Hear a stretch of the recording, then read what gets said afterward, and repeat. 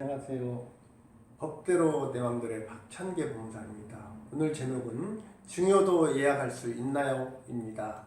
우선 증여가 무엇인지 알아볼게요.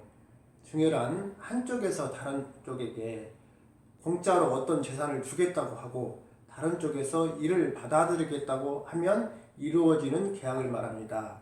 자기 재산을 돈이나 물건을 받고 다른 쪽에 파는 매매와 다르지요. 그런데 우리 민법에는 자기 재산을 돈이나 물건을 받고 팔겠다고 어떤 사람에게 미리 약속했을 때 사는 사람이 오케이 하면 매매의 효력이 발생한다는 매매예약에 관한 규정은 있으나 증여예약에 대한 규정은 없습니다. 자기 재산을 공짜로 주겠다고 약속하는데 이것에 오케이 하지 않을 사람은 없을 것이기 때문이지요. 따라서 증여도 예약이 가능합니다. 문제는 건물이나 토지 등 부동산을 공짜로 주기로 약속했는데 이 약속을 어떻게 지키게 하느냐입니다.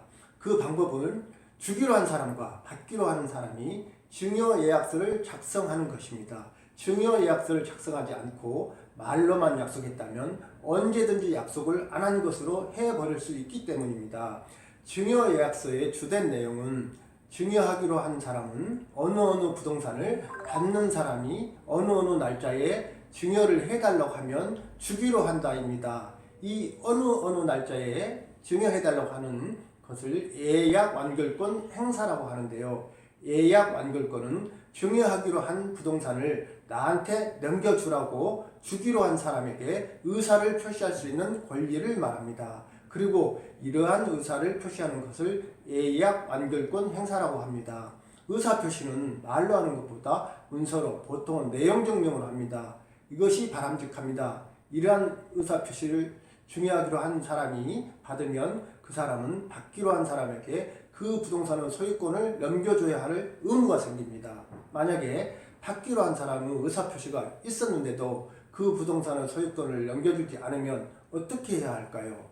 증여받기로 한 사람은 증여하기로 한 사람을 상대로 어느 부동산을 증여를 원인으로 하여 소유권 이전 등기 절차를 이행하라 라고 소송을 걸 것이고 특별한 사정이 없으면 받기로 한 사람이 소송에서 이깁니다.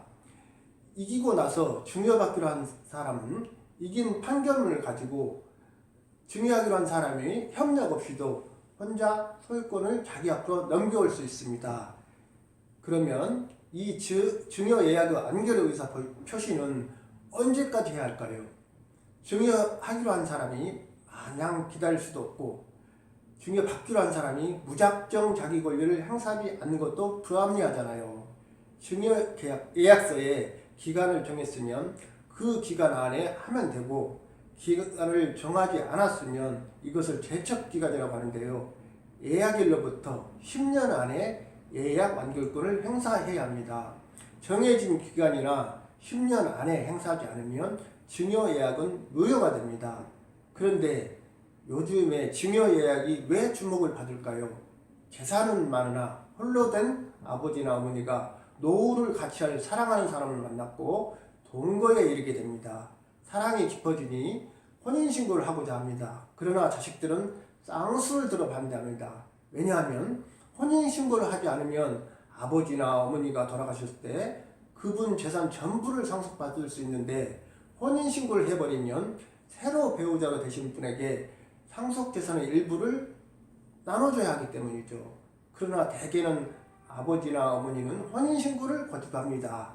한편으로 홀로 된 아버지나 어머니가 사랑하는 사람을 만나 같이 살기로 했으나 혼인신고를 할 생각은 없습니다. 그런데 살다 보면 정이 깊어지고 뭔가를 해주고 싶은 마음이 들기도 합니다.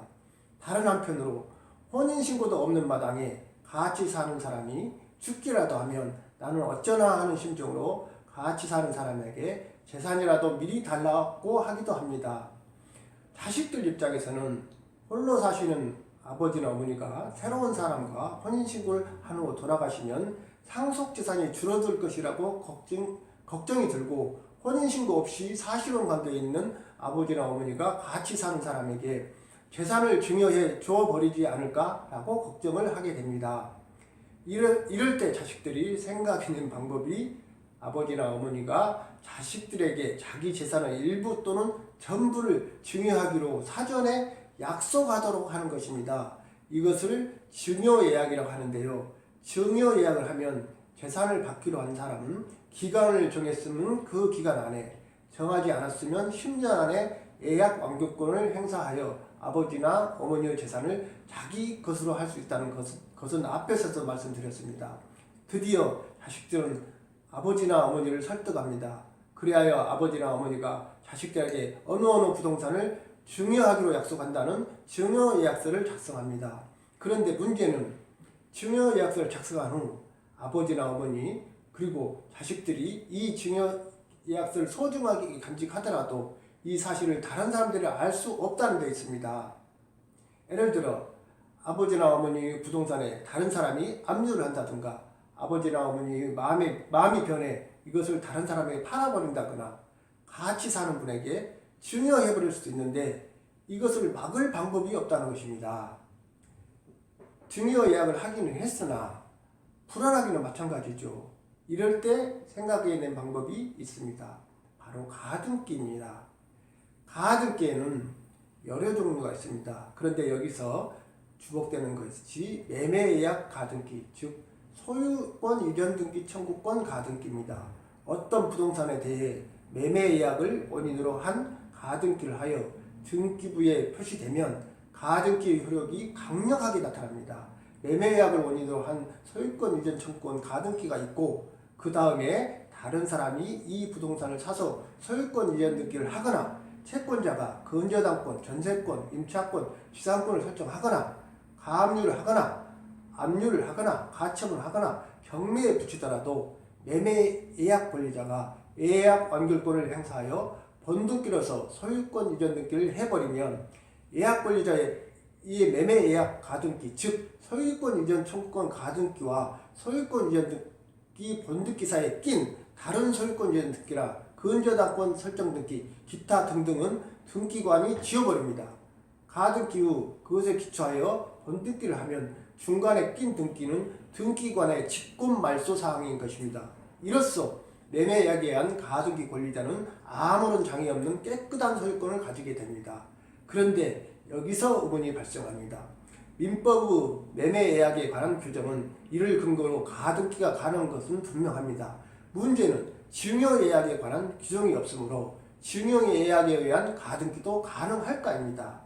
이에 대하여 대법원은 가등기는 그 청구권이 시기부 또는 정지조건부인 때 기타 장래에 있어 확정될 것인 때에도 할 수 있으므로 증여예약을 원인으로 하는 소유권 이전 등기 청구권 보전을 위하여 가등기를 신청할 수 있다고 하였습니다. 쉽게 말해서 증여예약을 원인으로 한 소유권 이전 등기 청구권 가등기가 가능하다는 것입니다. 증여예약을 원인으로 소유권 이전 청구권 가등기를 해놓으면 증여하기로 약속한 아버지나 어머니가 약속한 부동산을 팔 수도 담보로 잡히고 돈을 빌릴 수도 없습니다. 왜냐하면 가등기가 되어 있는 부동산을 사려는 사람이나 돈을 빌려줄 은행이 없기 때문입니다. 세태가 씁쓸하지만 현실이 이렇습니다. 나중에 시간 나는 대로 증여예약에 의한 가등기 신청 절차와 세금 문제 그리고 증여예약 완결권을 행사하기 전에 증여하시기로 약속한 분이 돌아가셨을 때 해결하는 방법을 다뤄보겠습니다. 오늘은 여기까지 합니다. 감사합니다. 유익하셨다면 구독과 좋아요 부탁합니다.